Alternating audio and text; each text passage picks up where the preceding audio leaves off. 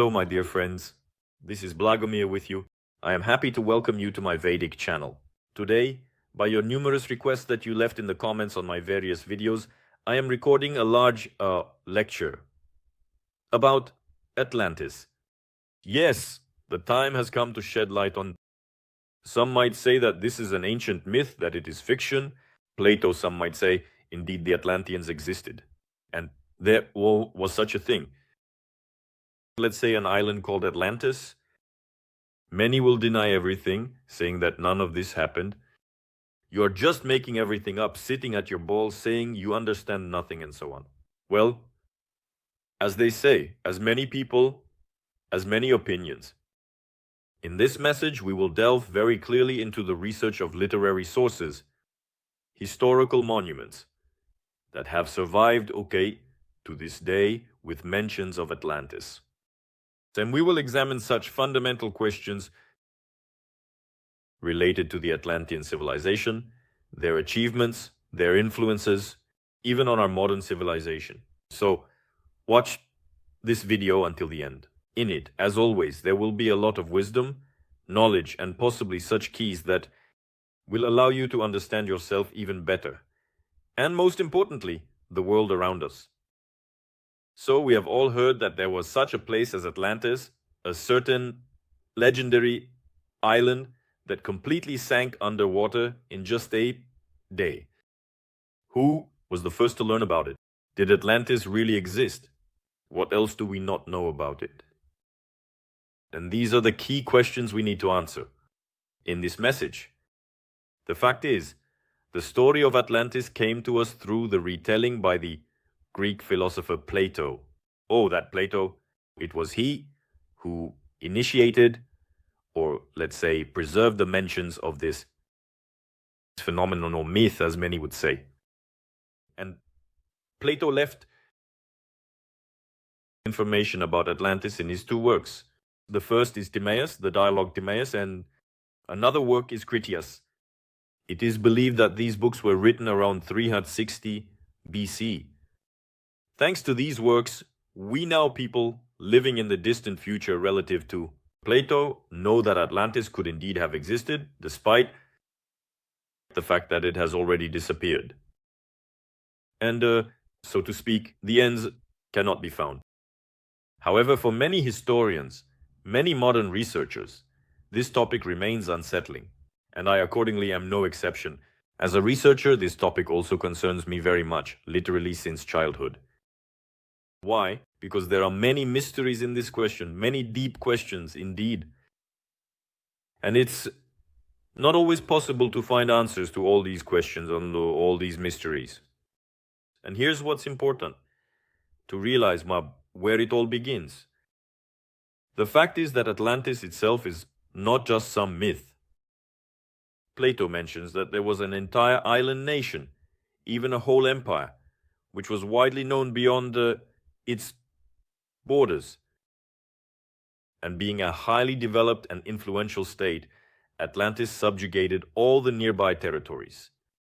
And thanks to its unique geographical position, it served as a bridge between Europe and, as Plato says, quote, the opposite continent.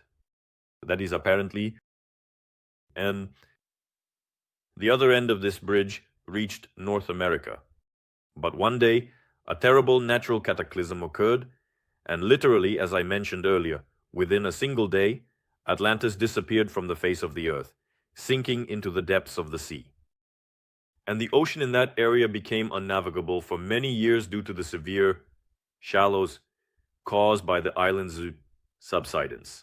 And if we discard the obvious, mythological component of this story, which indeed, yes, let's say, maybe perhaps fiction, and if we look through the eyes of realism, yes. What could have really happened to Atlantis? Well, let's suppose if it had existed. If it had actually existed. Let's propose such a hypothesis. And let's analyze this. Plato's work titled Critias. In this dialogue, Plato continues the story of Atlantis, but here he provides more details. He points out that the war and destruction of Atlantis mentioned in Timaeus, yes, that's another of his works, occurred, look, a clear indication 9,000 years ago, which is approximately in 9500 BC. Here the discussion again turns to the significant shallowing of the ocean area after the island's subsidence, and about the impossibility of full-fledged navigation towards the outer sea, that is, to the western part of the Atlantic, meaning the direction of South and North America. Plato also provides a detailed description of the island, its history, and the people of Atlantis, and various details, the economy and the social structure of Atlantis. In other words, he kind of describes the civilization that was there. And let's figure out what was the structure of Atlantis. What does Plato tell us? It's intriguing how this island is described. Supposedly Poseidon, yes, the god of the sea in Greek mythology, of the ocean, built several rings of water and land around the central hill of Atlantis, which, according to the description, resembles a castle surrounded by such moats, you know. At the top of the hill was the royal palace, which was also the main temple of the island. Poseidon divided the island itself into 10 regions and gave them to his descendants. It is also said that Atlantis had shipyards and palaces, temples and pastures. And over time, the Atlanteans also constructed a water channel from the coast to the royal palace protected by water rings. And through this channel, even the largest ships could enter the center of the island. In other words, it was like a Vedic mandala, you could say. Atlantis was an extraordinarily fertile island, rich in various natural resources and minerals. Forests grew there. There were gardens, medicinal and ornamental plants were cultivated, as well as spices. There were many species of wild and domestic animals. There was even a unique species of elephants. But gradually, the divine nature of the inhabitants of Atlantis, that is, it is said that the Atlanteans were a special race, unlike other inhabitants of the earth. And it is said that gradually the divine nature, the inhabitants of Atlantis, dissipated through numerous marriages with mortals. So, what does this indicate to us? That the Atlanteans lived significantly longer than ordinary earthlings who populated the Earth's races, and in the earthly dimension, they seemed almost immortal. And due to this interbreeding, the lifespan of the Atlanteans began to decrease. That is to say, so-called hybrid technologies began to emerge, mixing the genetic code of the Atlanteans and those people who inhabited the Earth at that time. What happened next? Interesting, isn't it? And so further, due to a virtuous, modest, a very wealthy and powerful people, the Atlanteans turned into depraved and proud people, for which they paid the price, as Plato mentions. So the idea is actually not new.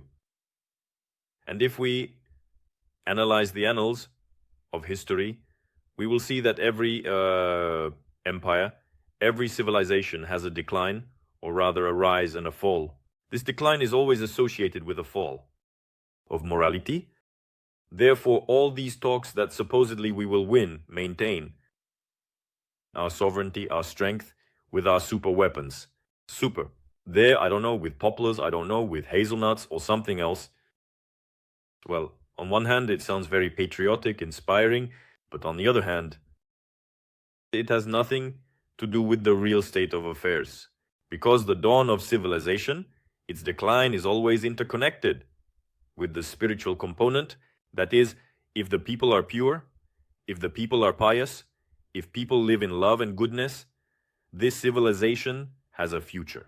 If people are immersed in ignorance, they are filled with pride, they are filled with deceit, strife, discord, the basest human feelings and vices, then this civilization has no future.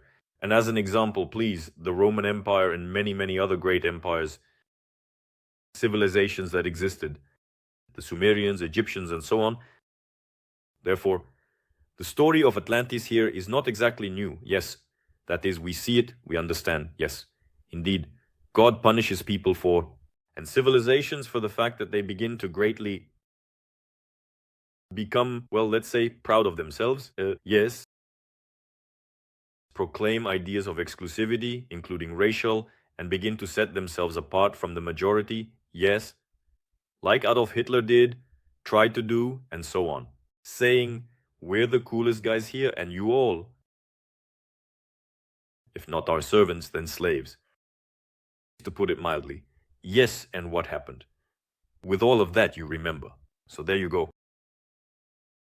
This is regarding such a myth, let's say, about Atlantis.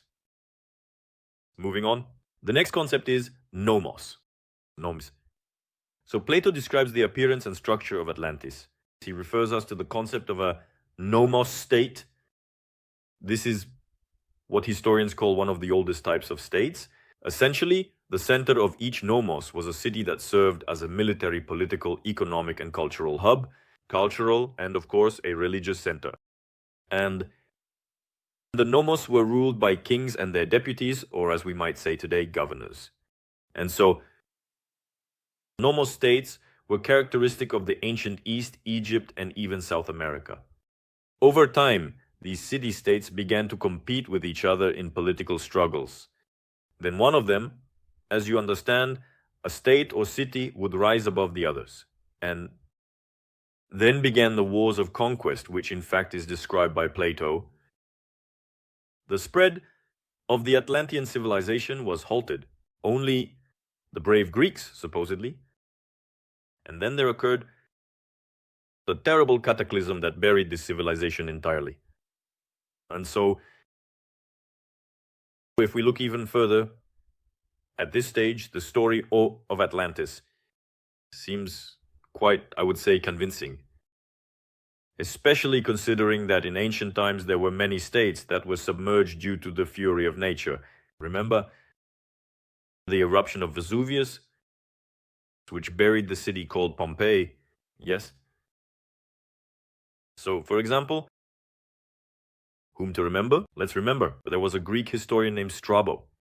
He described many Indian cities that were abandoned by their inhabitants due to the floods of the Indus River. The same way, an entire civilization and a mythical river disappeared. Now they say mythical river, right?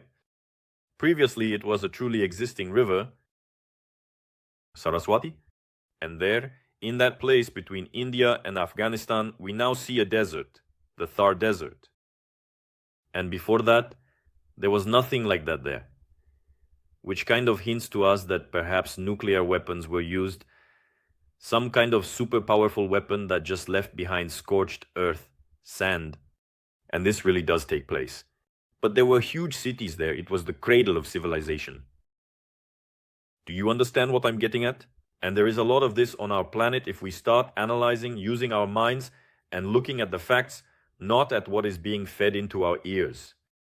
And they try, under the guise, so to speak, of fact, to assert, as if since we wrote it this way, that's how it was. For example, it's written in the history textbook that humans evolved from apes. So they evolved, just learn it, and that's it. And no one cares. And I remember I used to answer like this in school. I studied with this textbook. I thought, yes, it really is so. But what nonsense it turned out to be, you see. In the end, you understand? Let's move on. And so, Strabo, he described a lot of such things. One way or another, already in Plato's time, two such camps had formed. Representatives of one camp, which even included Plato's student Aristotle, believed that Atlantis was a fiction. Do you remember that famous saying of Aristotle? My teacher, but truth is dearer. Was there such a thing? Of course there was. Also, others, on the contrary, were convinced that Plato was telling the truth. And in favor of the latter, some evidence related to the Phoenicians can speak. I think that you, people, who listen to my lectures know who the Phoenicians are because the Lord has blessed you with intelligence and reason. Otherwise, you simply wouldn't be able to listen to these lectures. It wouldn't interest you. Well, since you are listening, it means you have the resource to absorb this information. So, the Phoenicians were great navigators of the ancient world. There is such a concept as a certain mysterious statue And history has preserved evidence that Phoenician sailors were in the Atlantic. And one of these pieces of evidence is the conversation between the Swedish scientist Johann Podolin and the Spanish numismatist Enrique Flores. Or you could say Flores, right? The latter told Podolin that in 1749, on one of the low islands of the Azores archipelago, the westernmost point of Europe, a treasure was found. Specifically, a clay jug with Phoenician coins. It is surprising that the first Europeans to reach the Azores in the 15th century were considered to be the Portuguese. But the treasure suggests otherwise. That is, it is quite possible that the Phoenicians were driven to this island by a storm, or they simply went off course. But it is also known that for many centuries there was an equestrian statue there, pointing with its hand to the west, towards the open ocean. Such a mysterious statue. And it is said that it was covered with inscriptions in an unknown language. The Portuguese, upon reaching the island, destroyed this statue because it supposedly depicted a pagan god. Interestingly, this statue is also mentioned by many medieval geographers. Which we are unlikely to be able to do, but if such a moment comes, and someone manages to get into the library, the archives of the Vatican, then we can take medieval maps, take certain testimonies, correspondences, and we will see that this information, it is absolutely true because that's how it is. But for now, we don't have access to these archives, so we have to, so to speak, appeal to what we have. And so, what happened next? As you know, the show on YouTube, What Happened Next? CBD, right? And here's what happened next. So, besides the fact that many medieval geographers mentioned this statue, they assumed that it serves as a warning. This statue has a function, warning travelers who reach the island that death awaits them in the west. Well, people in the Middle Ages were very superstitious, you understand, right? And in one Arabic manuscript, it is said that the statue threatens travelers with death in the sands if they venture too far into the ocean. Well, the Arabs have their own leitmotif, right? They see sands everywhere. That is, it seems similar to what Plato basically said. And what did Plato say? That after the island of Atlantis, yes, this continent, some say island, some say continent, sank beneath the water, the ocean became impassable. That is, shoals appeared. This viscous swamp emerged. And therefore, on one hand, the Arabs are right, and on the other hand, the sovereign Europeans are right. And thus, the shallowing of the ocean as a result of Atlantis sinking into the depths, yes, is indeed a fact. And possibly the Azores were adjacent to the remnants of this legendary island. But this is in the realm of hypothesis. Moving on. The next interesting event, the voyage of Hanno. Another interesting fact. There was an expedition by Hanno, the Carthaginian navigator. If you remember, there once existed a great state, Carthage, with whom Rome constantly waged the Punic Wars for supremacy. Remember the story of Hanno who besieged Rome but could not capture it, and so on. By the way, if you're interested in the topic of ancient history, wars, philosophy, yes, even though we have a Vedic channel, we can certainly diversify because there is much to share. A lot of interesting information and material has been absorbed. So write comments. As always, the fate of new lectures depends only on your comments, on your choice, because I kind of focus only on you. I serve you in this regard, so. Right. By the way, I think our next lecture will be about the Kama Sutra, as there are many interested. That was just a little digression, but I will return, my dear ones. So, the Carthaginian navigator Hanno, yes, he undertook a voyage along the western coast of Africa to establish Carthaginian colonies there. And within the theme of our narrative, two excerpts from this description are of interest. The first of them tells how Hanno's expedition founded a colony on an island. And there it is written approximately verbatim like this. We found in the middle of some bay a small island with a circumference of 5 stadia. This is an ancient measure of length. On it, we founded a colony, naming Ita Kerne.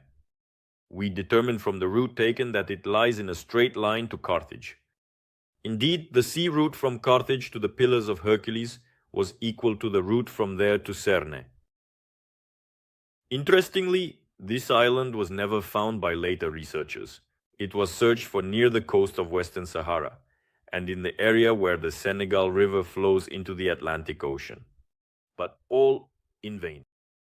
The second interesting excerpt tells about another island encountered by Hanno's expedition. And there it is written, having stocked up on water. We sailed from there onward along the coast for 5 days until we reached the Great Gulf. In this gulf there is a large island, upon landing on which we saw nothing but forest. And at night we saw many lights being lit, and we heard the play of 2 flutes, cymbals and timbrels clashing, and the great Critias. Fear seized us, and the soothsayers ordered us to leave the island. What kind of sacred rites did the Carthaginians witness? Who were the people inhabiting these mysterious places? What if some African peoples perhaps migrated to these islands, which were late fragments of the preserved Atlantis? Answers to this question even today I do not have. Next are the mysteries of the Phoenicians themselves still. When the Romans captured Carthage, and if you remember, it was in 149 BC, the city was completely destroyed to its foundations. It burned for more than 2 weeks, and as a result, an entire civilization vanished and perished, including the archives organized in the local temples. And a century and a half before that, the archives of Tyre, another Phoenician city, were lost. Unfortunately, it was captured by Alexander the Great, and the tragedy of this page of history is that the Phoenicians were, in essence, the first true maritime civilization, an ancient maritime civilization, and with the demise of their culture, the evidence of where the Phoenician sailors had been was erased. Their navigational charts, their maps, and what they saw beyond the Pillars of Hercules. And after the fall of Carthage, the maritime Phoenician culture was replaced by a continental culture of the Romans, the Roman Empire. Well, of course, some Phoenician knowledge was still preserved. For example, the Phoenicians who became subjects of the Persian kings shared their knowledge about the structure of the world, that is, maps. And the Greek historian Herodotus, in his work Histories, tells us how a certain Satas was sent by the king to circumnavigate Libya. However, he did not succeed. And as an explanation for his failure, Satas said the following. After passing the Pillars of Hercules, he rounded the Libyan cape called Salayant and then set course south. The reason for the failure of the voyage around Libya was the ship. He supposedly could not go further because he ran aground. And we encounter again confirmation of the words under Plato's mention of the silting of the Atlantic. And there are many such reports. Even Aristotle himself, who disagreed with Plato about Atlantis, wrote that beyond the pillars, meaning the Pillars of Hercules, the sea is shallow due to silt. Aristotle's words literally. Furthermore, what are the vanished testimonies? Possibly about Atlantis gradually sinking to the ocean floor. There is also a separate version, and many records from navigator historians serve as indirect, somewhat confirming evidence of this hypothesis. In their desire to find a vast sunken continent, travelers overlooked what was seemingly right in front of them. A series of small, mysterious islands beyond the Strait of Gibraltar and along the western coast of Africa. This did not find, let's say, the series of islands did not spark much interest among navigators. They were perceived as places for rest or sources of provisions, but some of them were approached with great fear by navigators and abandoned at the first sign of danger. Why was this the case? You must understand, my friends, that in ancient times in the Middle Ages, the world was much more dangerous. Sea voyages often ended with the loss of entire fleets. And the evidence that seems incredibly interesting to us today, worthy of study, could have been a source of certain death back then. Or simply, for example, navigators would run out of provisions and, for example, an infection would break out on board the ship. There were no antibiotics back then, and people would simply perish. Or, for instance, encountering something unprecedented and alluring on their path, they were forced to turn back. Today, of course, we have many more opportunities and resources, but unfortunately, in some sense, the time has been lost for studying certain aspects, because some evidence, as they say, has vanished into oblivion. And whether Atlantis really existed, many, of course, would say today that, well, no, it's all fiction, just myths. But in my internal, intuitive, let's say, worldview, there is a clear certainty that Atlantis existed and the civilization existed, and I even have an understanding of where to look for it. I know that it was specifically between Europe and America, right in the middle of the Atlantic. Can you imagine? I feel like I know for sure, as if I have some innate knowledge about it. Could I be wrong? Well, of course I could. Someone might say, well, Blagomir Yuryevich, you probably drank too much, coconut water at your ball, you're already having hallucinations. Why are you misleading the honest people, the children here? Some might say, maybe channelers, yes, maybe people with a fine sensitivity will say, Blagomir Yuryevich, we feel the same way. It's the real truth. It truly resonates. So, as many people as there are that many opinions, but this is my position. I humbly share it. I share with you. Moving on. Look, here's another interesting story. Plato is not the author of the legend or the myth of Atlantis. Plato says that he adopted it. And from whom did he adopt it? Well, the fact is, Plato claims that he is quoting Solon. And who was Solon? He was another very interesting person who visited Egypt between 590 and 580 BC. And it is said that he translated Egyptian records about Atlantis. And so, in our records, it is mentioned how once, look at this, a quote.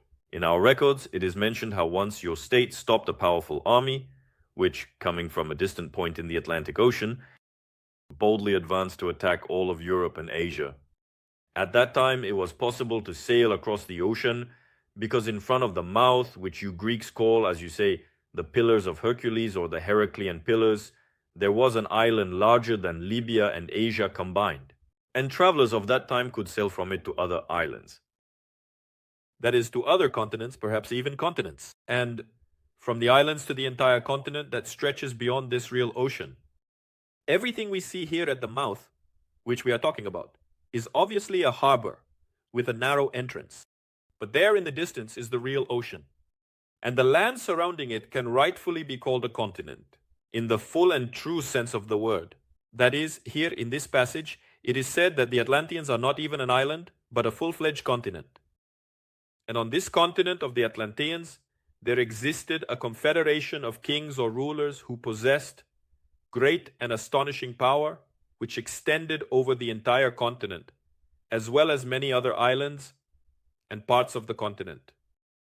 That is, it speaks of the fact that there was a whole empire of the Atlanteans which ruled over vast lands. And the center of this empire was in Atlantis itself. And in these two dialogues, Timaeus and Critias feature four people. The politicians Critias and Hermocrates, as well as the philosophers Socrates and Timaeus of Locri. Although only Critias, as it were, speaks about Atlantis. And so, in his works, Plato widely uses a certain Socratic method to discuss opposing viewpoints in the context of the proposal. Timaeus begins with a vision, followed by a narrative about the creation and structure of the entire universe of ancient civilizations. In the introduction, I am giving you a brief description of this work, in order to...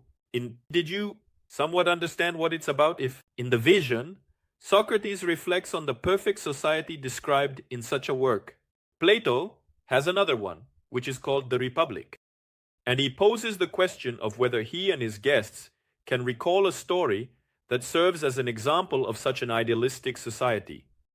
And Critias mentions a story that he considered historical, which could serve as a perfect example, and then describes Atlantis as it was depicted in Critias in the dialogue.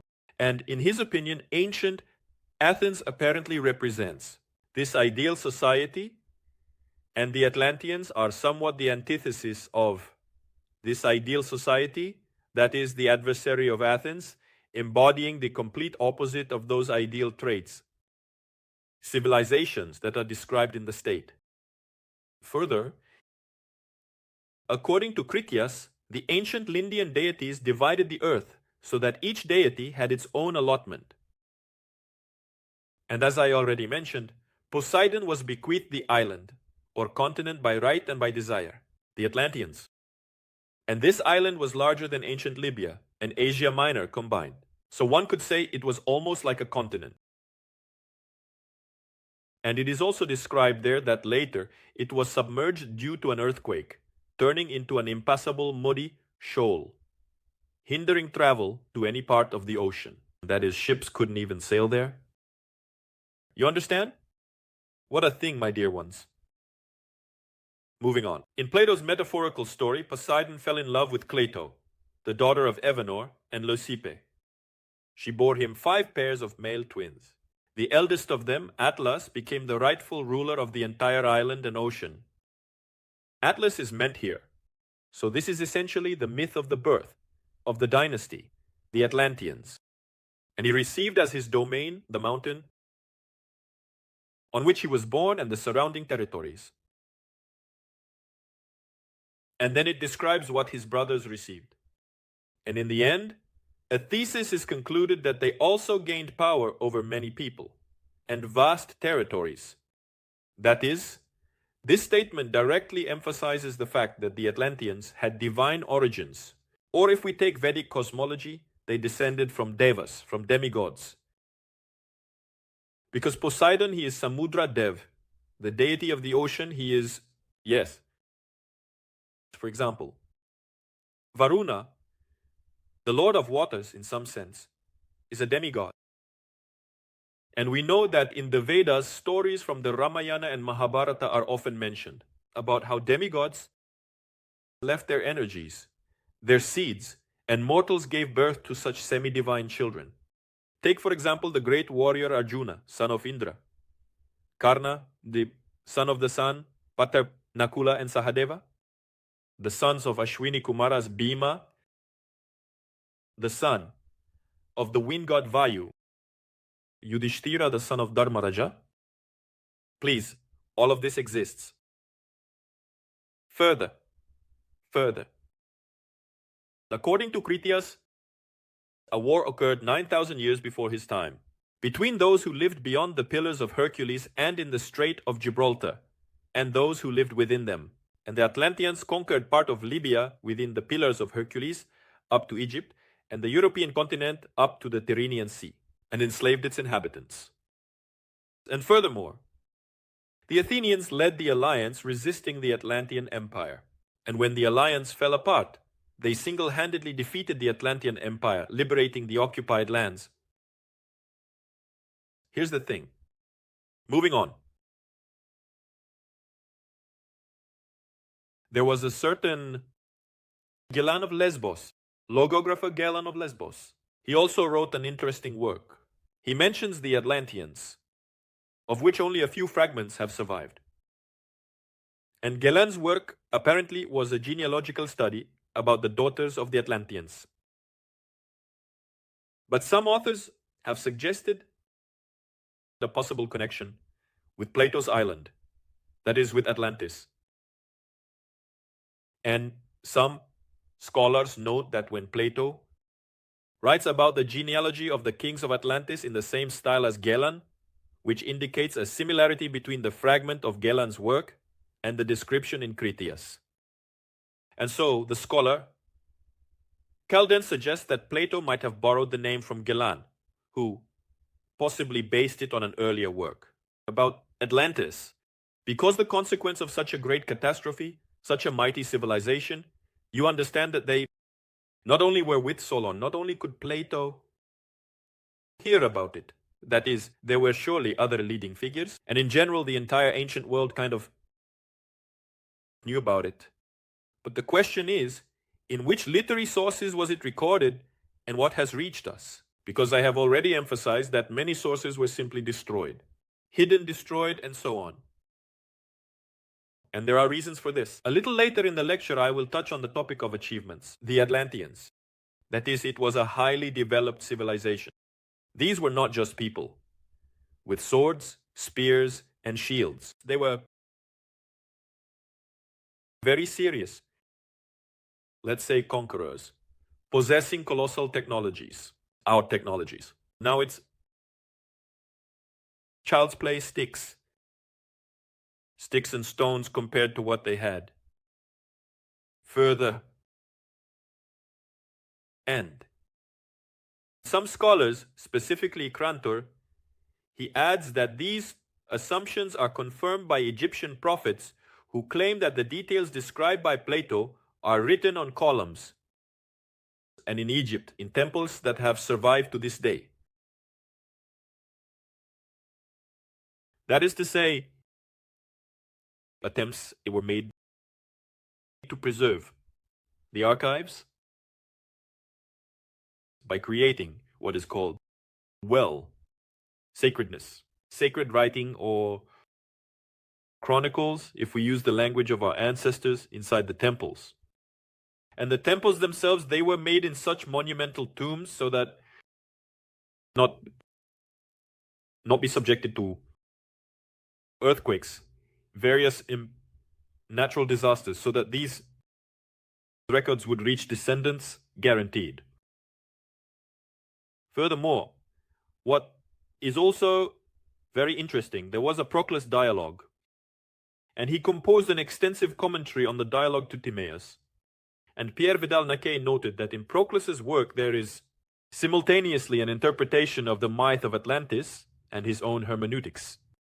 And so, the myth of Atlantis. The entire first book is dedicated to it, Proclus's commentary, which is abundant with references to Neoplatonists, including one of them named Porphyry. And although the story of Atlantis in Timaeus is quite brief, Proclus only mentioned Critias, referring to this text as somewhat auxiliary. And being both a Platonist and a Pythagorean, meaning he belonged to the same school, Proclus placed Timaeus in the context of Pythagorean cosmology, whereas Critias, in essence, serves as an illustration to the Republic, to Plato's work, and is placed in the context of this dialogue. And when Plato reports that Critias' grandfather learned the legend during the festival, the initiation of kuriotis, meaning he grasped it at the age when citizens were taught sacred history, this indicates that the legend of Atlantis is entirely within the realm of mythological tradition.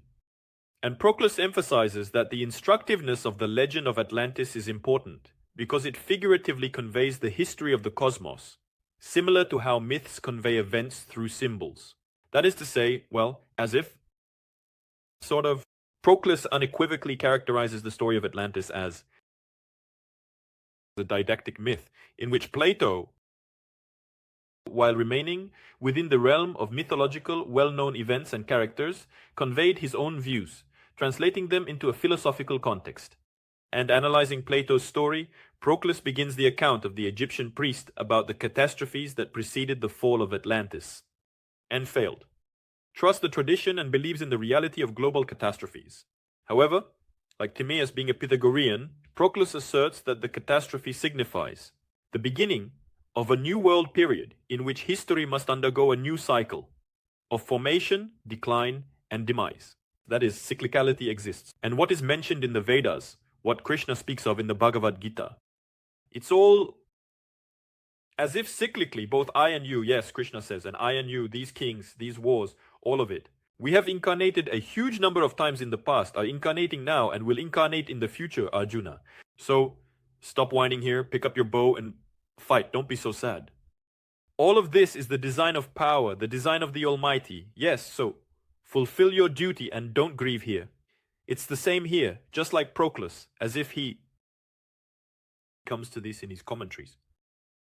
Next, the fall of Atlantis belonged to the deepest antiquity, And in Critias, it is reported that the flood that destroyed Atlantis was the third before the Deucalion flood. And who is Deucalion? He is a character from ancient Greek mythology, the son of Prometheus, king of Phthia and Thessaly. And according to legend, he and his wife Pyrrha survived the great flood and created their people by throwing stones over their shoulders. And Deucalion became the father of the Hellenes. Essentially, he is the same as Noah, only from an even earlier time. Next, the Egyptian priest reproaching. The narrative continues. The Egyptian priest reproaching Solon for his forgetfulness clarifies to his compatriots that floods, as causes of global catastrophes, alternate with fires. And for Proclus, the main event of the period in which Atlantis existed is its war with Proto-Athens, that is, with the ancestors of the Athenian civilization, which symbolizes cosmic conflict and titanomachy. There is such a concept, my friends, titanomachy. In ancient Greek mythology, the battle of the Olympian gods with the Titans. That is, it's a whole series of battles over 10 years in Thessaly between two camps of deities, long before the existence of the human race. And we see the same thing in the Vedas. In Vedic stories, the battle of the Suras and Asuras, the battle of gods and demons. And there was a Titan named Atlas, brother of Prometheus and enemy of Zeus, the daughter of Zeus, Athena, the patroness of Athens. And according to Proclus, Plato's story of Atlantis illustrated the victory of cosmic intelligence over the forces of chaos. That is, look at how this plot unfolds mythologically and philosophically. That is, this is a huge... Now I'm giving you the keys to look comprehensively at how this is in consciousness, how this is in worldview, played out. Further on, there was also a certain Kozma Indikoplov, also an interesting person. And Paul Vidal-Naquet called him the last of the ancients to pass on the tradition of Atlantis, a Christian writer. Kozma Indikoplov, the 6th century, or also called Cosmas, Indikoplov. He was a Byzantine merchant who wrote between 535 and 547 AD. And it is believed that he was the last Christian writer to mention Atlantis. The name means a man of the cosmos who sailed to India. And his work, Christian Topography, essentially represents a biblical commentary on the entire cosmos. And the evidence of Atlantis is found in his final book. This is book 12, I believe. Chapters 2 to 8. These writings are placed in the context of the biblical flood, and according to Cosmas, the tradition of the flood is known to the Chaldeans, but not to the Greeks except for one philosopher, Timaeus. And with reference to Timaeus, it is said that Atlantis was located in the ocean to the west of Gadara. Gadara is Cadiz, which in pre-revolutionary texts was also called Cadix, a city in the southwest of Spain within the autonomous community. I can't remember what it was called now, I think it was Andalusia.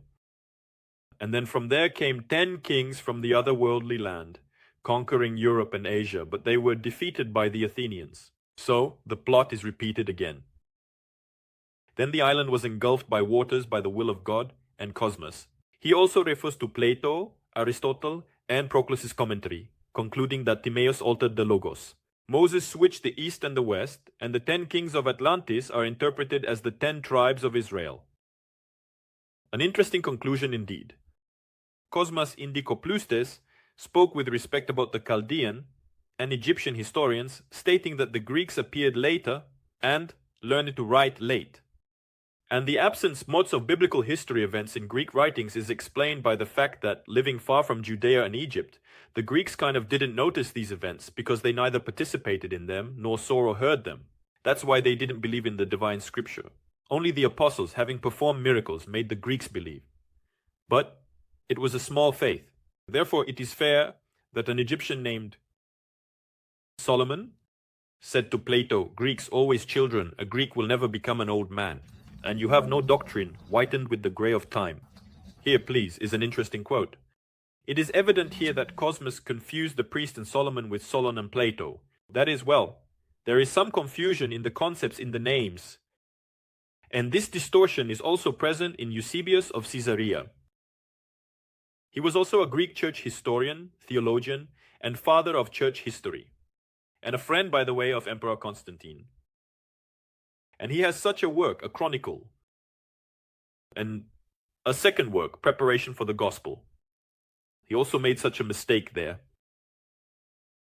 Furthermore, my friends, medieval Europe, the Renaissance era. The culture of Europe was based on Latin, on the Latin language, which is now considered a dead language, meaning only medical professionals speak it, and that too in Latin classes. I'm just joking. So in Europe, Latin existed in the Middle Ages, a partial translation of Plato's dialogue Timaeus, completed back in the 4th century by a Chaldean. And overall, Atlantis was somewhat on the periphery of philosophical thought. On medieval maps where various mythical lands were indicated, Atlantis is absent. Although in the Catalan Atlas, it 1375, the 14th century, and on the Fra Mauro map, which is from 1459, the kingdom of Prester John is marked, and even the place where the Antichrist will appear. Can you imagine? And therefore, interest in Atlantis arose again when Marsilio Ficino translated Plato's Corpus. This was in 1485, in which the dialogue Critias was included, writing in the commentary that the legend of the island is true, in Plato's sense of the word. That is, it does not allow for the land of Atlantis to be mapped. Later, Christopher Columbus, as is known from his son's words, was not interested in Plato's Atlantis. However, the association with the newly discovered world arose almost instantly. And all of this is very interesting. Developed. All of this is very interesting. Developed. And for the first time in a message from Peter Martyr d'Anghiera, this was on November 4th, 1493. This happened further. In the 16th century, the perception of the New World was already moving along two conceptual traditions, Greco-Roman and Biblical. And the latter represented, or probably represented as the bearer of divine truth. After all, the Church at that time held enormous unquestionable authority. And so, the synthesis of these two concepts was achieved in 1527. Bishop of Chiapas, Bartolomé de las Casas, stated that at least part of the continent described by Plato escaped destruction and was discovered by Europeans, hinting at the discovery of the New World. You see, here's the thing. A very interesting point. Of course, it would be correct to say that the greatest interest in Atlantis probably arose in the maritime powers of the 16th century, which were claiming the colonization of the New World. Well, of course, we're talking about England, Spain, Portugal, and so on. And there were various hypotheses here, meaning that interpretations regarding Atlantis, that the New World is indeed it. Atlantis, and so on, but then so on, but then so on, but then so on. These are all assumptions. All of this was based on two works by Plato, Timaeus, and Critias, two dialogues. Then came the Age of Enlightenment. This was already in the 18th century.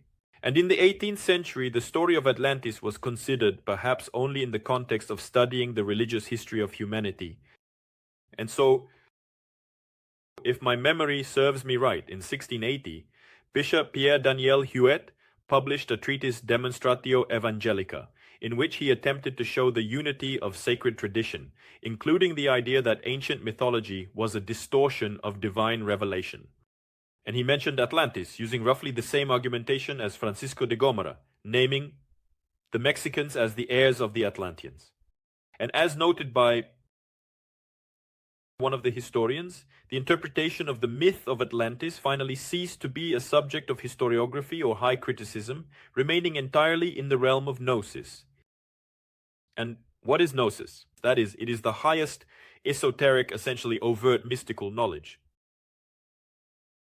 That is an arbitrary text, including Critias. Revelation or revelation. The revelation of John the Divine became an object of deciphering and extracting some deep hidden mystery. And so the followers of Ued often mentioned the Jewish influence on Plato's thought, from which the conclusion was drawn that the image of Atlantis should be understood as Palestine.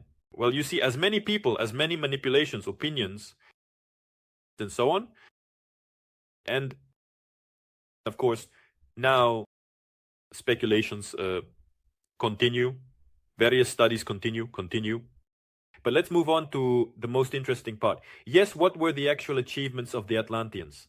I already mentioned that the Atlanteans were highly civilized by the beginning of the Fourth Era. And probably yes, humanity owes the first use of fire and the discovery of how to ignite it to them. Also, the domestication of animals, the beginning of agriculture. Moving on. It is said in myths that the beginning of agriculture was initiated thanks to the teachings given to humanity by the Lords of Wisdom. Fruits and grains unknown on Earth before were brought by them to Earth from other realms, that is, practically from space. For example, wheat, which has never been found in the wild, as it is not a terrestrial plant. Here you have an example of cosmic alien technologies. Shall we argue? Well, what's there to argue about? As Mayakovsky said, bow before the face of fact. Next. The Atlanteans understood not only the nutritional value of grain, but also the power of its energy. They knew that being near, people near the grain receive healing. And the condensed energy of the grain can provide prolonged tension. The energy engine of the grain could drive large ships and various machines. You might say, well, what nonsense is this? It turns out, Egyptian priests, having lost many of their knowledge over time, nevertheless remembered the energy of the grain and revered wheat as sacred, not only because it was connected with sustenance, with survival. They would say, well, there's famine. How can you not consider it sacred? If it disappears, everyone will die of hunger. But no, it was much more subtle. The ancients also knew astronomy, geodesy, cosmography, cosmogony. They comprehended not only the chemistry of solar rays, but also the effective cooperation of planetary bodies. And the Atlantic zodiac systems were compiled under the guidance of the first mentors of humanity. One of them, it is said, was Atlas, a direct descendant of a wise race, a race that never dies, the Asura Maya, who was the greatest astronomer, a giant, and a sorcerer. His zodiacs were used by Egyptian priests.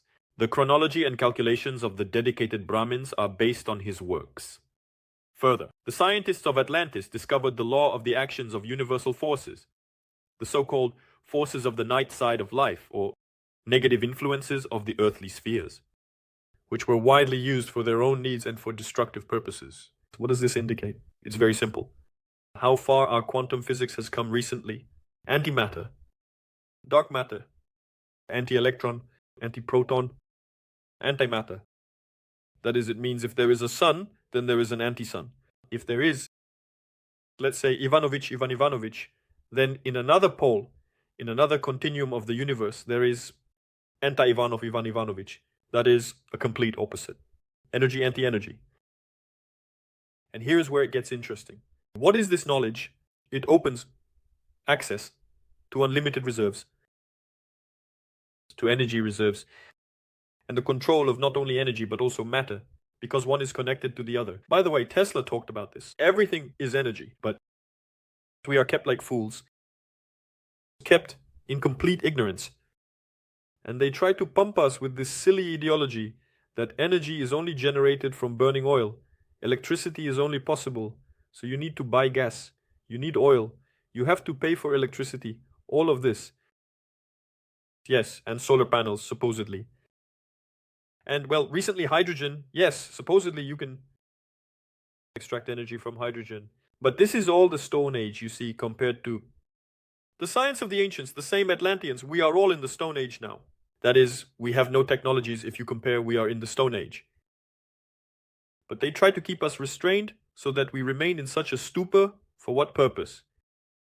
To advance their certain processes from, well, the most valuable resource in the universe is this energy, to siphon the Earth's energy from the civilization that inhabits it. That is, this paradigm is needed for these purposes.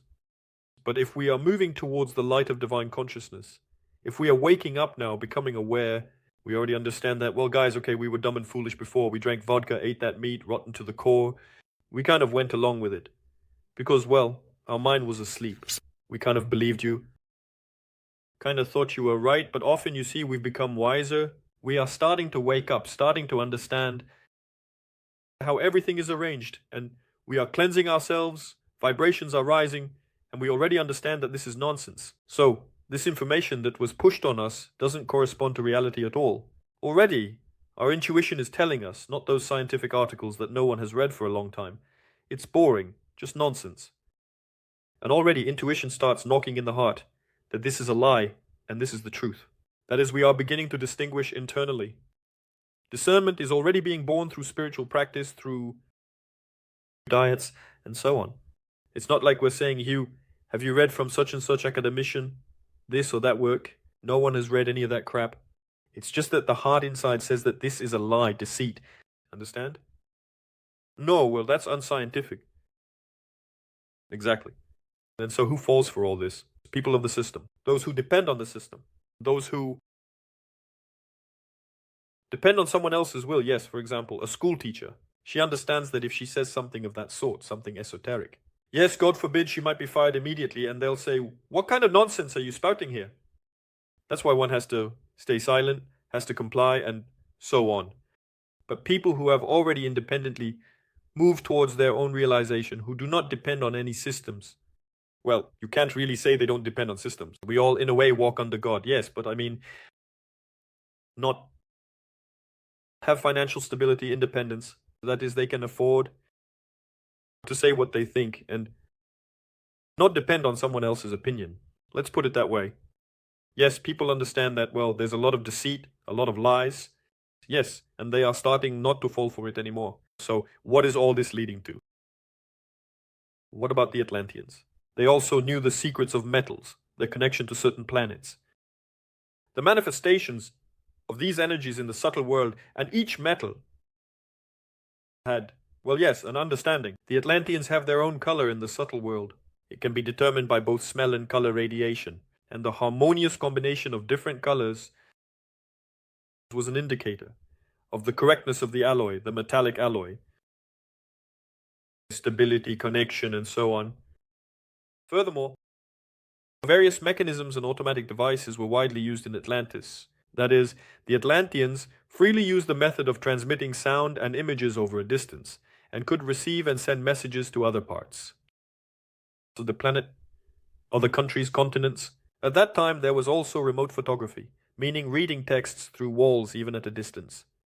Also, technologies for transmitting thoughts through the ether were being developed. It was also said that gravity was overcome and various energy resources were used to ensure living conveniences, lighting, heating, and means of transportation. Crystal energy, solar energy, and so on. Gravitational energy, anti-energy, mercury energy, which is now strictly prohibited. The topic of mercury there is completely sabotaged, for some reason just mercury, and a source of immense power for health, rejuvenation, and healing from various diseases, including cancer.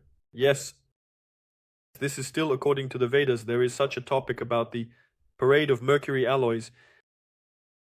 There is liquid mercury, and there are Vedic ones. Special technology of Vedic alchemy where mercury becomes solid. There are such concepts as gutika, small balls, and with the use of various herbs, adding metals, here it becomes solid.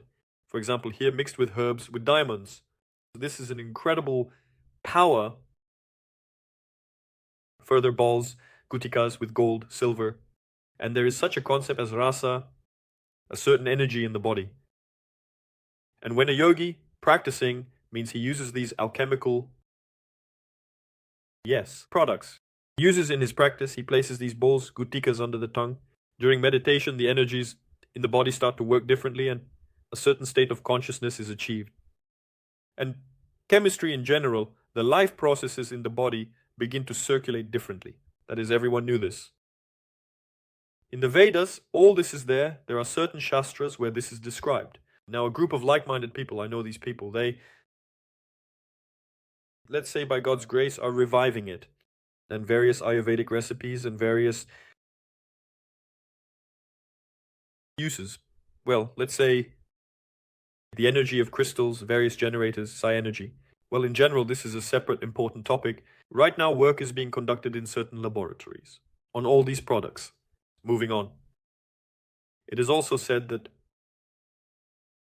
the Atlanteans directly possessed knowledge of meteorography, meteorology, yes, and also aeronautics, and the so-called Vedic science, Vimana Vidya, the knowledge, or art of flying on aerial chariots. This is, in essence, the Atlanteans also, well, sort of completely mastered this science, and it is said that the Vimanas, these celestial chariots, operated directly with the help of anti-gravity engines and anti-gravity installation, which, well, like antimatter, yes, is activated, and the machine would lift off. There was no need to burn any jet fuel, pour in some kerosene, and so on. That is, I'm saying, it's as if we are living in the Stone Age now, you understand, compared to what was before. No emissions and so on.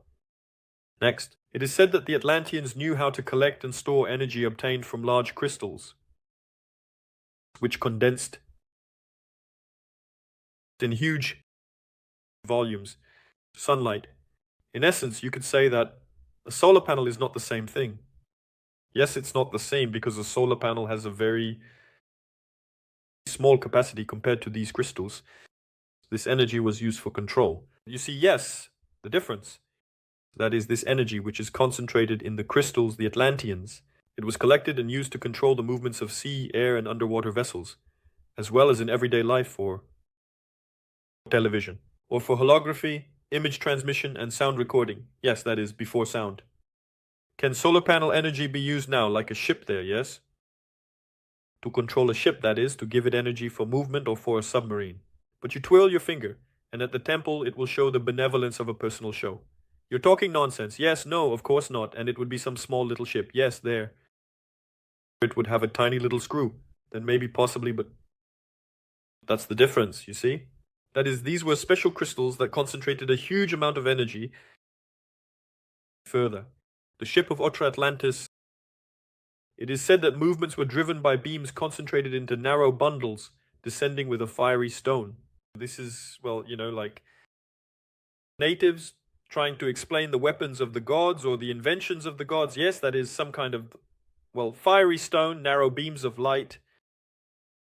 But the fiery stone was most likely called a large glass cylinder, cut in such a way that the energy concentrated between the top and the base of the cylinder was centered by the stone at the top of the cylinder. And the stone was located in the center of the building, lined inside with a special insulating material, possibly resembling asbestos. And the dome above the stone was oval, and often its part, more precisely, of this dome would slide open to allow the radiation of cosmic luminaries, stars to pass through, specific ones and so on. And then there was a concentration of these fiery energies, stellar energies, as well as energies of atmospheric and non-atmospheric origin. This obtained energy could directly propel a vehicle both directly and remotely, and there were practically no obstacles for it, meaning the ships could be within sight or out of it, underwater or in some shelter. It made no difference. The invisible rays affected the stones, that is, most likely. It refers to light electromagnetic radiation. These stones were installed in the engines of vehicles, which either rose high into the air with gases, yes, it is said, or flew low over the ground, or floated on water and underwater, without gases, that is, purely on anti-gravitational energy. And the stone was activated only by the initiated, that is, there were priests, or, how to say it correctly, tuners, yes, masters of energy. The same fire was used to regenerate human bodies. That is, the energy was also capable. It had the ability to beneficially influence human bodies.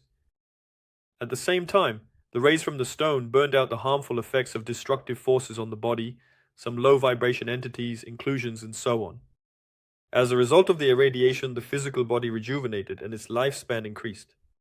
Nowadays, for such technology, probably not only there.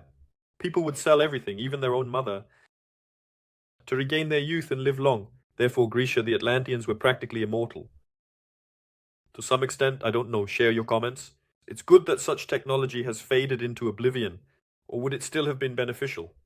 Then, not many. He would live forever, yes, and there would be no salvation. Can you imagine if a president of some country, for example, ruled forever? Well, I think people would go crazy. So that's why such things did happen. Further, in Atlantis, it is also mentioned that there were high achievements in the arts.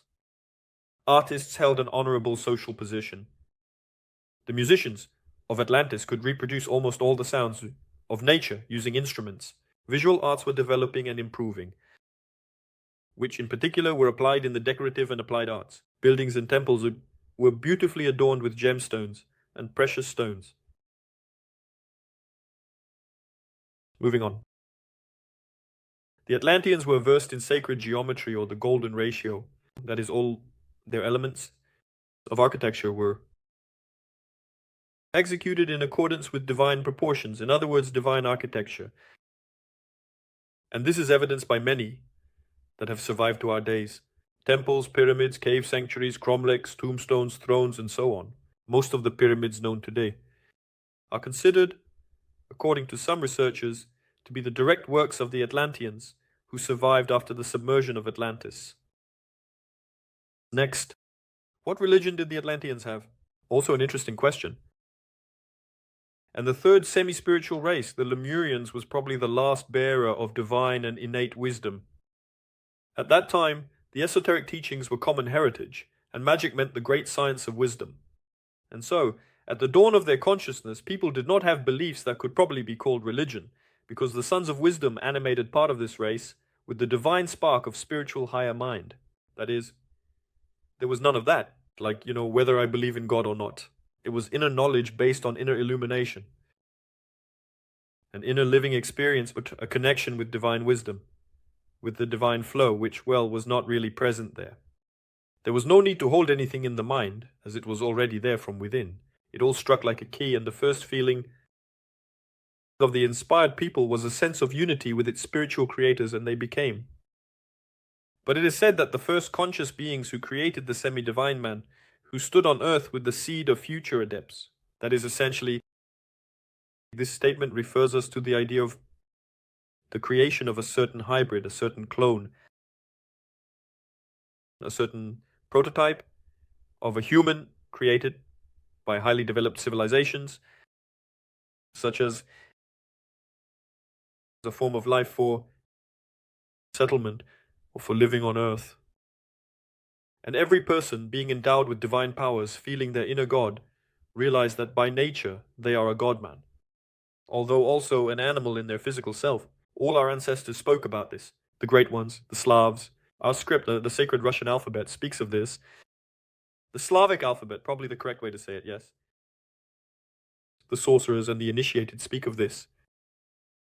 But time and the constant resistance of matter, into which the principles of spirit were clothed, weakened.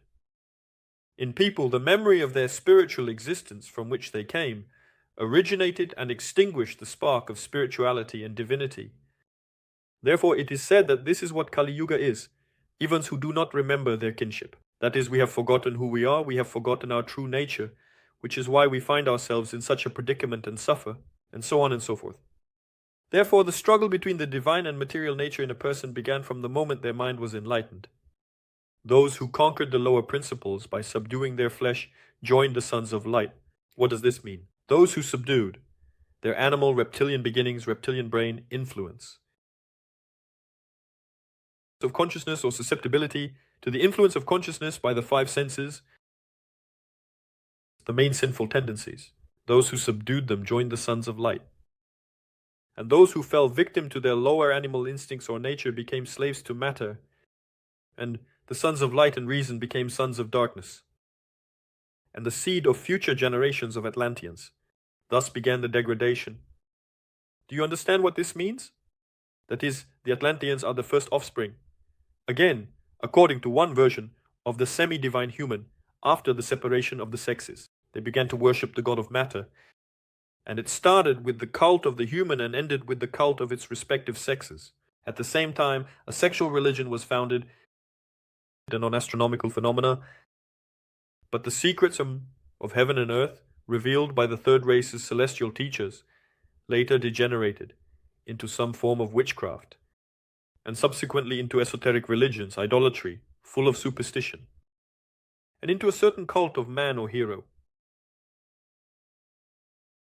And further on, the later period Atlanteans are said to have been renowned for their magical powers, their depravity, ambition, and audacious defiance against the gods.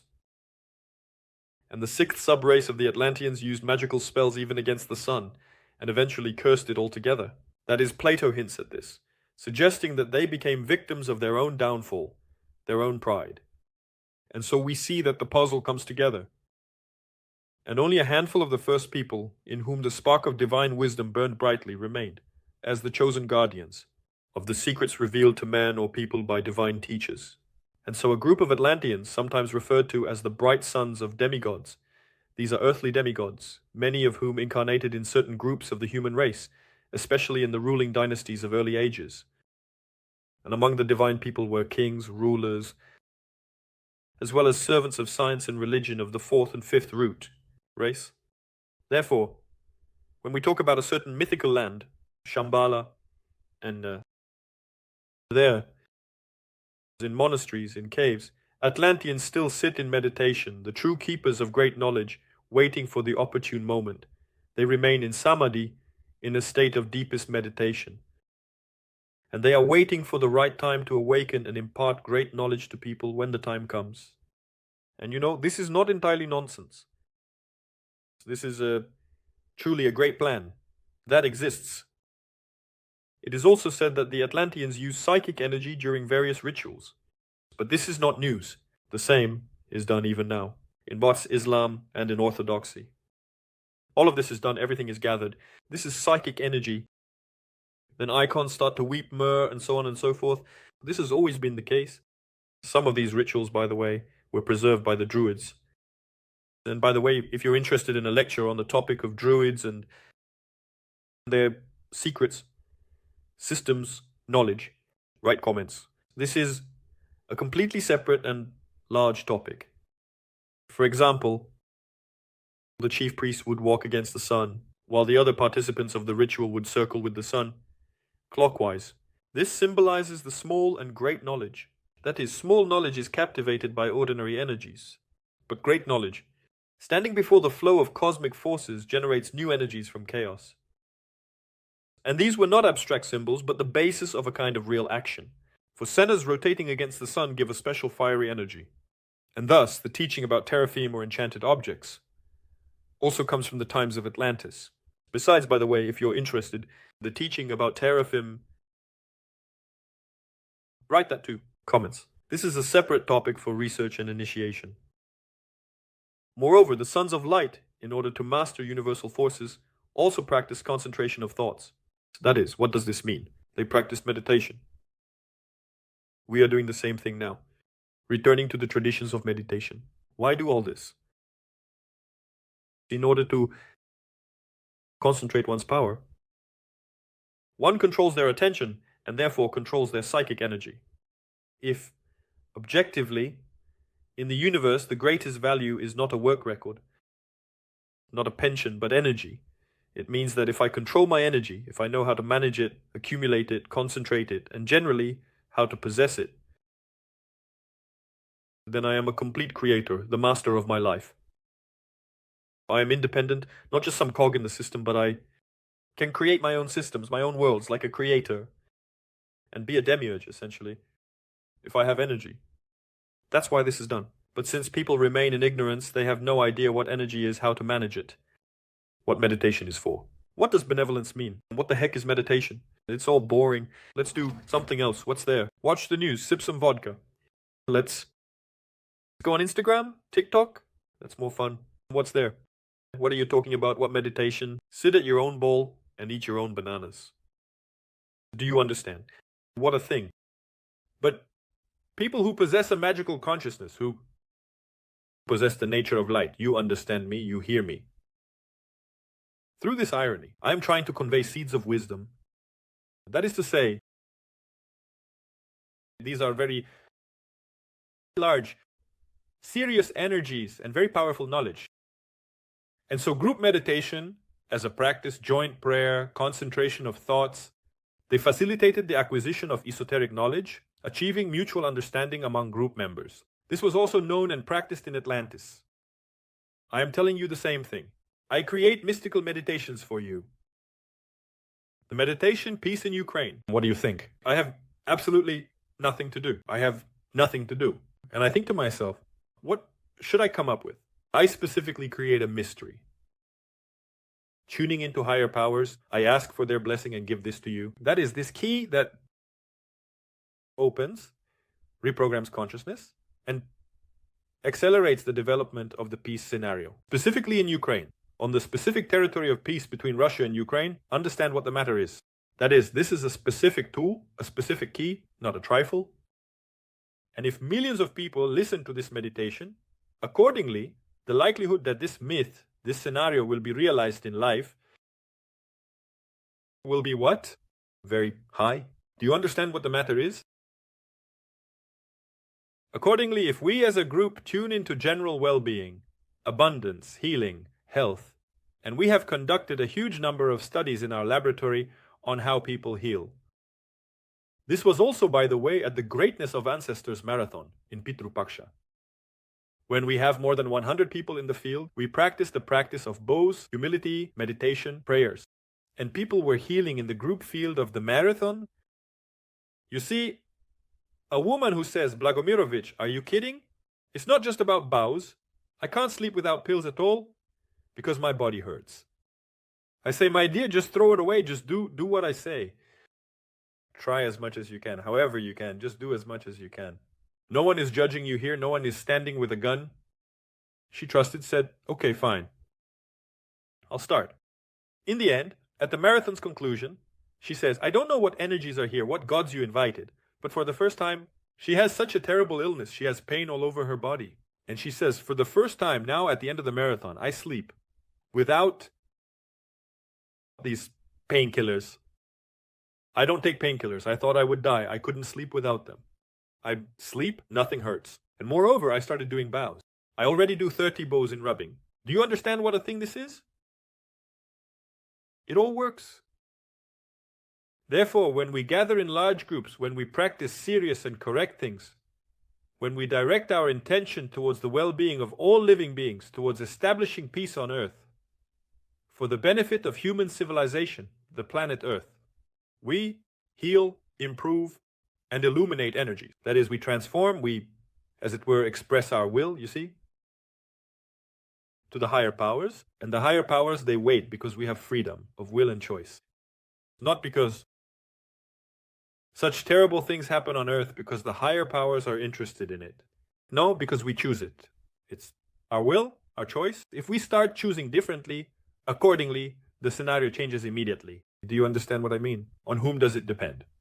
On the president? No. On the economy? No. On what we choose right now. That is, on us. Here and now. This awareness is very important. And the Atlanteans knew this. They understood it. But then they became proud. They began to use knowledge to harm others. And they started to exalt themselves. You see, to exalt themselves. And the more we exalt ourselves, the balancing forces of the universe come into play. And then it reaches a point, a peak at that point. And then the reverse process begins. The pendulum swings in the other direction. And the fact that a continent or island went underwater is a consequence of the balancing forces simply destroying this imbalance. Furthermore, when knowledge and power were abused too often, there arose a need to limit the number of those who possessed this knowledge. And at first the truth was covered with a thin veil, which had to be further and further thickened, as the influence of the ego, the personality, spread, and this selfhood, mine, ego. I am separate from the world. I am like this. Great. To me, mine. I want better, more, power. Then, not I, yes, worship God. And then this concept emerges. I want them not to worship. I am so great. As this infection began to flourish in consciousness, then, so what? Knowledge became even more concealed. This led to the emergence of mysteries and initiations. I reveal to you the secret of the nature of what is being created for you. Mystery meditation. This project, which has no equivalent in the world. There is not a single person, not a single channel, that is creating mystery meditations for you at this moment in time. But according to, let's say, the plan of the higher powers, through this stream, you are given these unique mystery meditation practices. And also ministries are created, other initiations for training, retreats, and so on. By the way, our retreat, which will soon begin on April 21st in Bali, here we will also have a hall. A series of initiations and dedications were essentially the science of sciences, although it did not contain any, perhaps, specific rules, such rigid ones.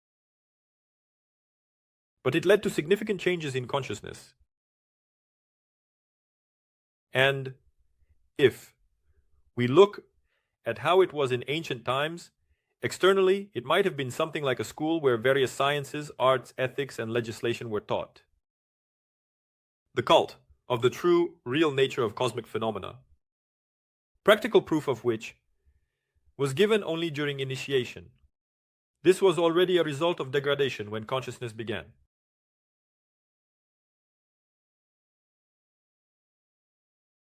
Even the Egyptian priests over time forgot a great deal. They did not change anything completely.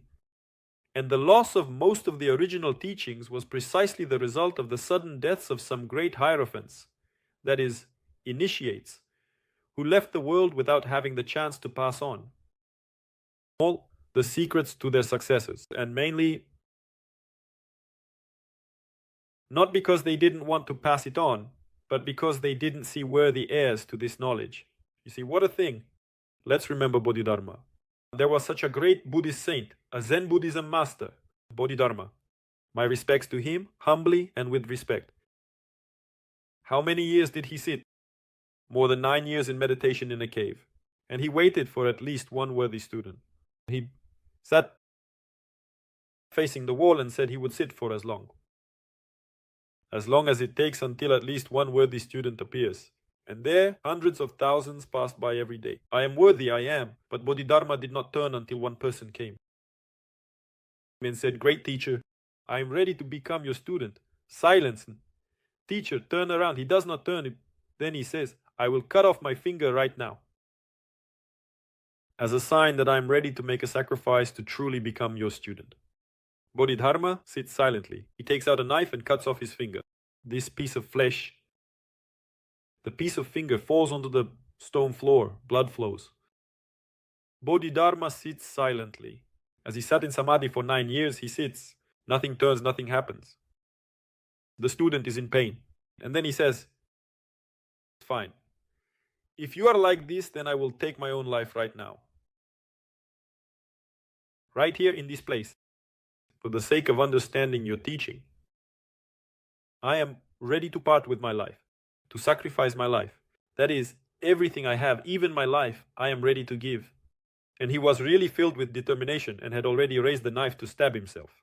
And at that moment, Bodhidharma, existing on a subtle plane, felt everything, saw his thoughts, saw his will. That is, he saw what was truly inside this person's consciousness. And he understood that his intentions were pure, true, sincere. And at that moment, a miracle happened. For the first time in many years, Bodhidharma turned around and said, "I have been waiting for you. For this one person, I have been waiting for you." And throughout his entire life, he had about 4 students. Can you imagine? Not because around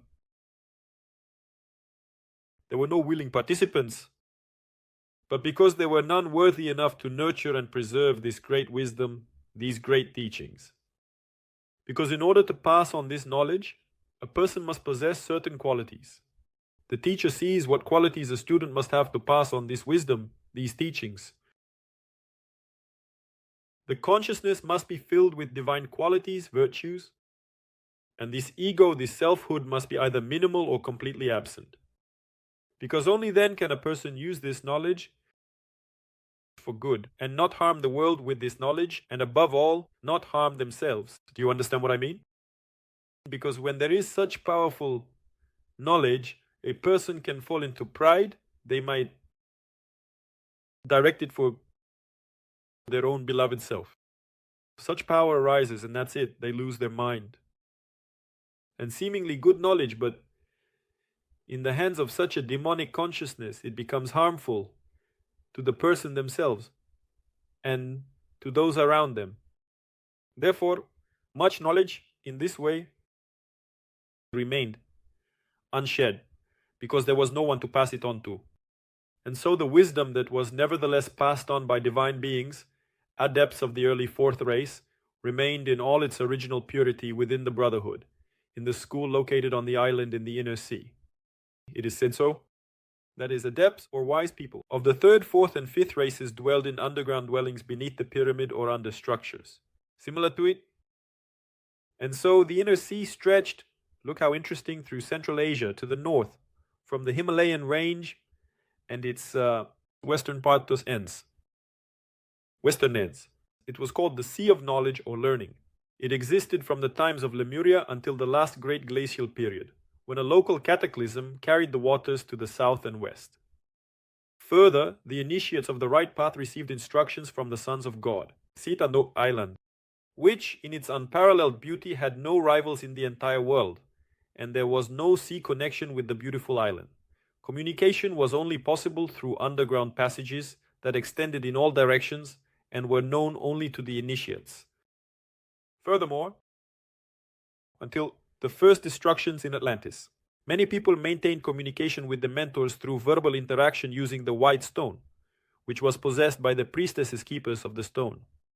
That is an energy device, a channel for communication with higher hierarchies, a special source of energy.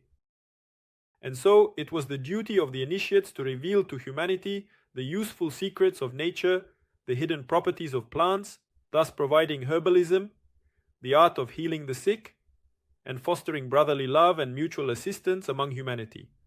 And every initiate had to be able to heal and even bring back to life from apparent death. That is, they had to bring back to life from a coma or clinical death. In other words, those who discovered such abilities within themselves were elevated above the masses and were regarded as kings or initiates. That is, it was evident from childhood. Moving on, the benevolent teachings that were given by the initiates of early races spread further to India, Egypt, Greece, China, and Chaldea, and thus throughout the world. And everything that is good, noble, and great in human nature, all divine abilities and aspirations, were cultivated by priest philosophers who endeavored to develop them in their initiates. Thus the priests of Egypt were not, in a sense, merely servants of religion. In the language of antiquity, the word priest is synonymous with the word philosopher. And the institution of Egyptian priests was a union of sages gathered to serve as the center of the kingdom of truth, to aid in its dissemination and to prevent its overly dangerous dispersion. That is, do you understand what this is all about? That the well-being of any kingdom, state, and the entire earth depends on what? On the number of people generating benevolent energies,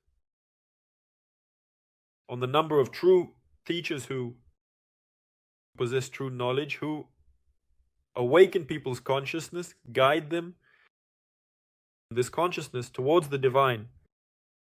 Let's say the virtue of development occurs through divine qualities, and this benevolent energy supports, in general, prevents destruction and gives strength to chaos. Yes, to overwhelm civilization and simply tear it apart from within. And as soon as this balance is disrupted, civilization perishes. This has been the case throughout all times. Therefore, wise Vedic kings, understanding this, always treated sages and saints with deep respect and reverence, and to sadhus practicing spiritual development, the spiritual path, and they spared no expense and supported ashrams, monasteries, and temples. That is, everyone who was engaged in spiritual science. Because from the generation of this energy, from the piety of these people, the piety of the people also depended. Or perhaps it would be more accurate to say the well-being of the people and the prosperity of the entire kingdom. A single sage could bless, and the kingdom could prosper, and the same sage, for example, Durvasa. There are huge examples in the Vedas where he cursed the king and the kingdom, and everything just started to perish from drought. What a thing. Remember, the Ramayana. There was a king of Mithila, the enlightened king Janaka. What happened to his kingdom? A great curse was placed upon it. For several years, a huge number of the years, there was no harvest. The land stock was dry. Do you understand what a thing this is? The downfall of a kingdom. The problems of a kingdom begin with what? With the violation of Dharma, the violation of the divine law, cosmic laws, divine law.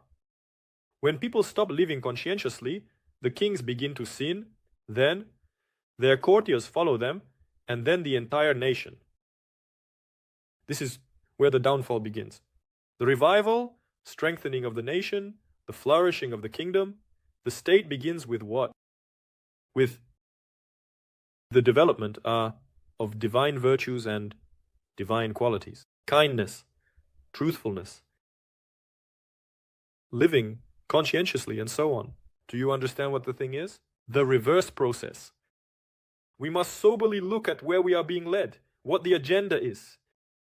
There are those patriots, hooray, foaming at the mouth from the podium. We need to see where everything is heading. If they tell us that in order to be strong, we need to kill others and enslave them, well, it's clear that this is some kind of demonic story. If they tell us, guys, well, what do we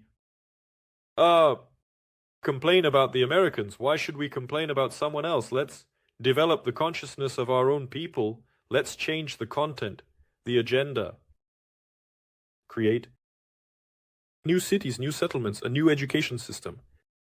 Let's practice an elevated culture of speech, an elevated culture of culture. Let's bring back true wisdom, divine knowledge to the world. First and foremost for our own people. What then? We will say, aha, then you truly care about us. But then there is a danger. That the people will become enlightened, awakened, and then it will no longer be so easy to manipulate and control them. Because such a people, quickly, possessing knowledge and wisdom, will understand that in front of them here, in reality, what scenario is being played out and where everything is heading. Do you understand what the issue is? Therefore, things are very serious. And what happens in the world and in our kingdom state depends entirely. Only on us, only on us. Further, the conflict of two forces. During the period of the highest flourishing of the Atlantean civilization, humanity was divided into two diametrically opposed groups. Let's say the left, a group of the left, and a group of the right.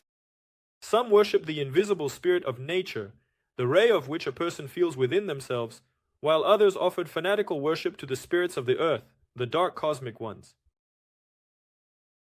Anthropomorphic forces with whom they formed an alliance.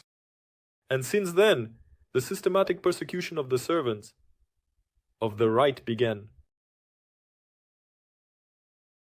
And who persecuted them? Well, of course, the left, that is, in principle. This is also mentioned in the Vedas. There is the Brahmanic path of the right hand, and there is the Tantric path of the left hand.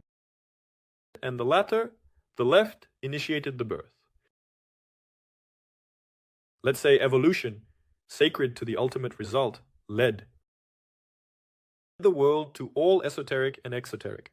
Perhaps it is still correct to say the Atlantean religions, supporters of the left-hand path, sought to derive pleasure from all sorts of excesses in human relationships, enslaving many by tempting them with material things and the satisfaction of carnal desires.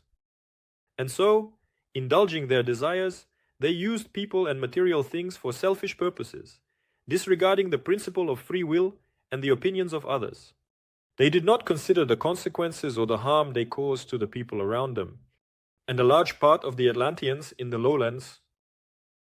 For selfish purposes, they sought to use metals, gases, liquid air, and explosives for their pleasures and whims, extracting the forces contained within them, which could be both creative and destructive. They built temples to counteract the servants of the right hand, the right ideology, so to speak. In the temples, mystics studied the principles of applying spiritual laws in the material world, using divine powers to satisfy their selfish passions. What is this about? And if we open the Rig Veda, if we open the Bhagavad Gita, it is very clear. Both Krishna and all the Vedic sages speak about this. And Vyasa, he says that the Vedas describe the path. For well-being, what a person needs to do, what sacrifices, offerings, what prayers, to recite spells so that the gods are pleased, and when the gods are pleased, then they are happy. They send gifts to the person. It's all very simple. And the Rig Veda is very clear about this. The Veda of hymns tells us, and Krishna speaks of a certain sacrifice, the necessity of sacrifice to certain forces of this world. I am speaking in veiled terms now, but those who are in the know, you understand me. Do you understand what the thing is? And these disputes between two great forces began because of the legitimacy, the use of immensely powerful spiritual forces for destructive purposes, and the forces of natural elements or elemental forces also intensified at the same time. Long-standing disagreements arose from different perspectives on the status of things or people of lower classes. Some of the Atlanteans tried to keep these beings in the position of slaves or robots, to use them for their own convenience and pleasures. Others considered them to be on the path of development towards higher levels of consciousness. In general, the Atlanteans supporters, that is, within Atlantis, there was also a split among the Atlanteans. Supporters of the right path cared for those they called things, helping them to realize their individuality, their individual soul, the connection of the soul with God. They tried to improve the living conditions of these people, to achieve better mutual understanding between them and those in power.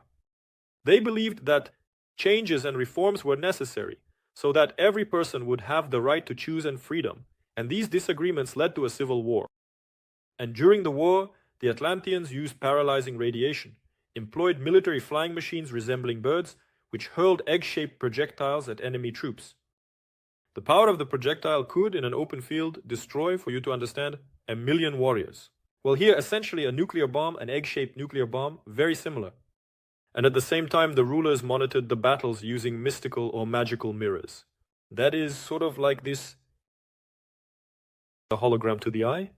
That is, such a space appears, roughly speaking, like holograms, and you can see what is happening on the battlefield. Next, what did all this lead to? Well, it led, of course, to the destruction of Atlantis. When the civilization reached the peak of its development and the sins of the Atlanteans, that is, the cup of sins overflowed, the transgressions exceeded all limits, people were given warnings about the impending catastrophe due to the misuse of energies. The Lord God always loves us. He always gives signs. At first, small signs saying, think again. Here are some minor problems for you. Yes, like your back is stuck, your head hurts, hemorrhoids flared up. Think again if you didn't understand. Well, okay, if you don't understand, then let's try something more serious. Let's go as mitao. Let's go. And suddenly the person twists their leg. And if you still don't understand, well, fine, then you go further. End up in some situation, more problems. The next thing is a fracture, and then you are led to, and sooner or later the check comes. Well, if it's really the end, yes, it's like, well, it's already the final point, and with your things on the way out, meaning death, but it's already irreversible, only death. That's why they say only the grave can fix a hunchback. But if a person has the beginnings of self-awareness, an inner mind, that is, when they find themselves in a situation they don't like, no normal person likes to suffer, they start to think like this. What did I do to deserve this? Why am I experiencing this? What lesson is there in this? What am I doing wrong? And it turns out, oh, I'm doing this wrong. It turns out here I'm violating Dharma. It turns out here I'm acting dishonestly, here is the consequence for me, right? All the problems, where do they come from? From myself, so something needs to change. I need to ask for forgiveness. I need to change something in my consciousness, my thinking, change it, and then the process begins. You see, but very few people do this. Most don't do this, so they keep going in circles. And they keep stepping on the same rake. And nothing changes. But now the times are different. Now, well, if you don't change, you'll simply be destroyed. You'll just perish. Either from some kind of COVID or some other nonsense. That's it. Therefore, you need to consciously change. Follow the path of your soul's evolution. This is very important. And look, here's the thing. What next? Next. The creative forces within a person. The energies were a gift of divine wisdom. But, in the case of the Atlanteans, due to the abuse of creative power, the desecration of the divine gift, and the squandering of the life substance of energy, for no other purpose than personal selfish gratification, the Atlanteans brought upon themselves the sword of karma, that is, Shani Dev, Father Saturn, the Lord of Justice, Karma, and Time. Om, Sham, Shani Dev, Ryan Maga, my respects. To the great Saturn, he sort of came and restored order. And the main cause of the initial destruction of the continent was precisely the use of technological achievements for selfish purposes, and the impact on the Earth's internal laws by solar rays directed on crystals in special mines and the use of explosives activated the Earth's underground fire. As a result, part of the land near the present-day Sargasso Sea was the first to sink underwater. Further destructive forces caused changes in the climate and the activity of the planet Earth itself. Then there was a shift in the Earth's axis. That is, the last disturbance in the Earth's axis rotation began during the Paleocene and continued for many centuries. Some say that it happened for other reasons, that there was a battle between the white race and the yellow race, serpent-like reptilians. And one of Earth's satellites, Fatum, it fell, was shot down, fell. The Kashchai colony, as I recorded in the lecture about our great ancestors. The Kashchai colony was destroyed, and this Fatum, it fell, which caused the Earth's axis to shift. But here you see, there's a slightly different interpretation. One way or another, if we combine one with the other, we will somehow still find the truth, the reality. And then further on, all this led to volcanic eruptions, the division of a single continent into islands. That is, remember, natural science, geography. There was a single continent. It was called Pangaea. You remember there was such a story? Supposedly there was no division, there was a single continent. And then, due to these cataclysms, it split into 5 islands. The main part of Atlantis perished in the first half of the Eocene period. Some lands, over time, due to new geological problems, earthquakes later on, they split into smaller islands. And the authorities of Atlantis made attempts to calm the public, restore order, but there also began a partial relocation of the inhabitants of Atlantis. And during the period between probably the first and second cataclysms, the Atlanteans achieved significant scientific and technological progress. However, unrest continued in society nonetheless. Various disturbances and these disputes, the conflict between the two groups of Atlanteans, did not subside. And the second period of cataclysms is said to have occurred during the Miocene period. It was caused by the destructive forces triggered by the stones installed in different parts of the country to provide energy for all kinds of human activities, they were incorrectly tuned to very high frequencies, and during the second cataclysm, individual areas of land were already destroyed of the fragmented Atlantic continent. As a result, only one island, Poseidonis, mentioned by Plato remained. So you see, the Atlantis mentioned by Plato is just one small island known as Poseidonis, and which everyone mistakenly takes for the continent of Atlantis. The final disappearance of the largest continent coincided with the rise of the Alps. and the esoteric teaching asserts that the majority of the later islanders of the Atlanteans perished in the period between 850,000 years and 700,000 years ago, precisely during this colossal cataclysm, which lasted for 150,000 years. And the legends about all the floods in world cultures, folk traditions, and myths are based on this. As a result of the cataclysms, some people perished, some migrated to different territories, but many continued to live in their previous locations. And for a while it is said that everything calmed down, and a highly developed civilization still continued to exist. At the same time, many discoveries were applied, including atomic energy. The yield of grain crops was increased by natural means, and great attention was also paid to comfortable living conditions. But then began a period of invasion and conquest of the continent by representatives of the animal kingdom, and for discussing plans to defend against terrestrial and winged predators, it is said that in 50722, in 1722 BC, the Great Congress of Scientist Specialists took place, and among the various methods of combating animals, it was proposed to use the forces of air, sea, and land elements. And the means and methods of combating animals developed at that time were intended to change the environment necessary for their life activities. This began to be implemented in the following way. That is, from equipment located in the center of the continent, rays were sent to the habitats of animals, which today would probably be called supercosmic rays. They were developed, like other means, against the hostile forces of the animal kingdom, including explosives. Means of transporting machines of destruction were also created, which could move both in the air and underwater. As a result, the civilization of the Atlanteans began to overcome these beast-like creatures, which by that time, it is said, had filled many areas of the earth. But despite all efforts, the demise of the dangerous animals did not occur due to their impact, but as a result of another pole shift, that is, a planetary scale change. And it is further said that the teachers and leaders of the Atlanteans of the right path warned the inhabitants of Poseidonis about the impending cataclysm. There were many omens and predictions, but most of the Atlanteans did not want to hear or believe in such an outcome. Furthermore, it is even said that the authorities established the death penalty for those who pointed out the ominous signs of the times and warned about the catastrophic state of the planet. And when uprisings broke out in one of the cities, the authorities took actions that led to further destruction. Thus, in the end, the final destruction of Atlantis occurred. It was sudden and powerful.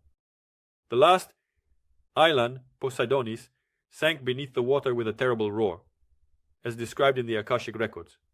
And during this final destruction, part of the inhabited lands of Central and South America also sank into the water.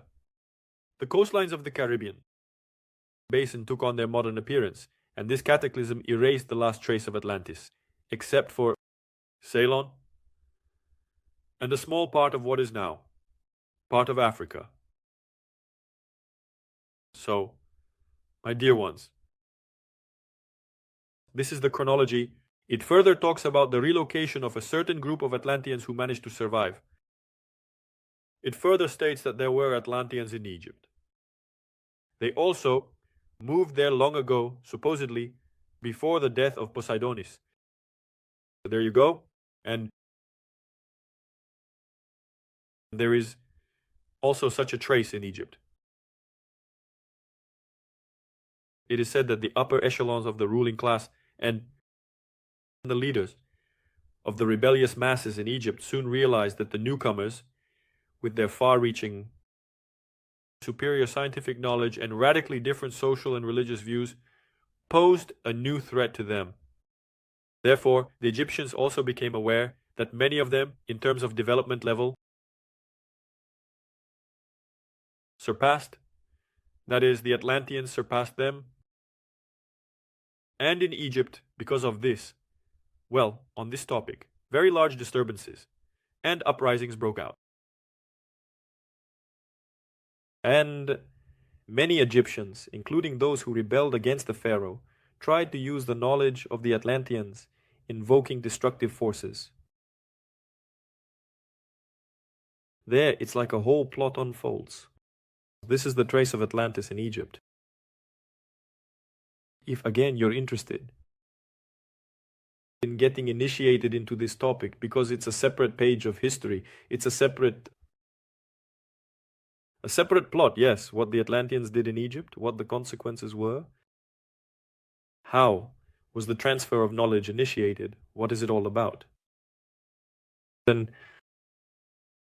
how it influenced our modern life, the Aryan civilization, and so on. Write comments, again, a separate, let's say, study. So my friends, there is such a science. Well, some consider it pseudoscience. All this is falsification, Atlantology.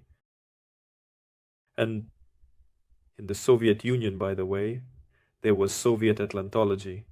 This was from the 1950s to the 1970s of the 20th marked century.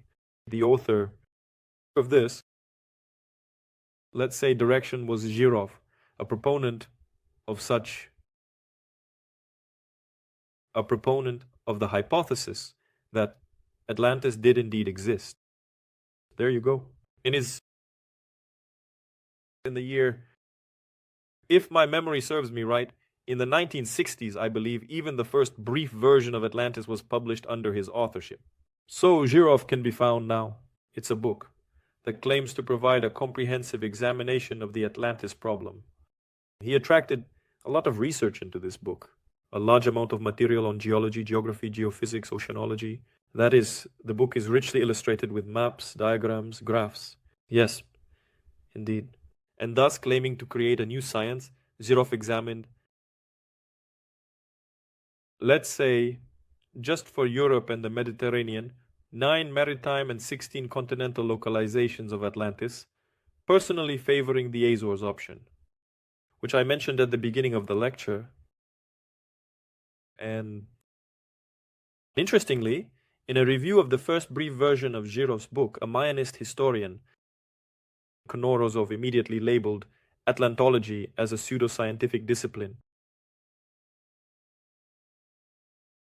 Most notably, let's say, remembered for being the first to cast a stone at Zhirov, saying, "What are you telling us here? There was no Atlantis." It's unbecoming for a Soviet scientist and citizen to spout such nonsense, by the way. Back then it was very strict indeed. Right or wrong, it was as the party decided, meaning the party decided, and a certain circle of people could determine whether you were right or wrong, whether you were respected or a nobody. All of this could be decided in a second, in an instant.